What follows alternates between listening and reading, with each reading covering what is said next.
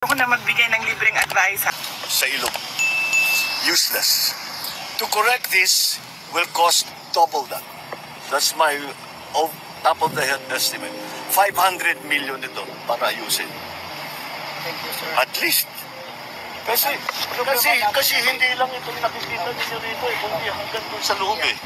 Hanggang dun sa ilalim nitong tunnel eh.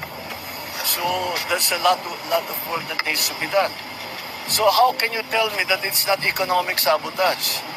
Dapat hindi pumapayag ang Pangulo na pakialaman ng legislators ang budget.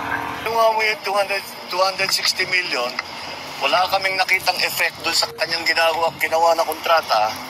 Tapos para ayusin yung binigay ninyong problema sa amin, it will cost another 260 million, probably double 260 million, hanggang 500 million na yan.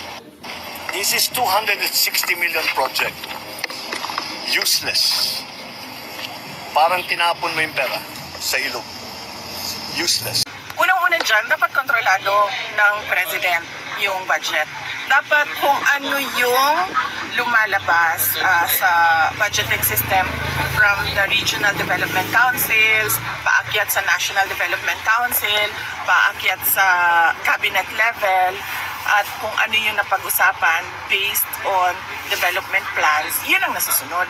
Dapat alam talaga ng Pangulo kung ano yung laman ng budget. Pangalawa dyan, dapat hindi pumapayag ang Pangulo na pakialaman ng legislators ang budget.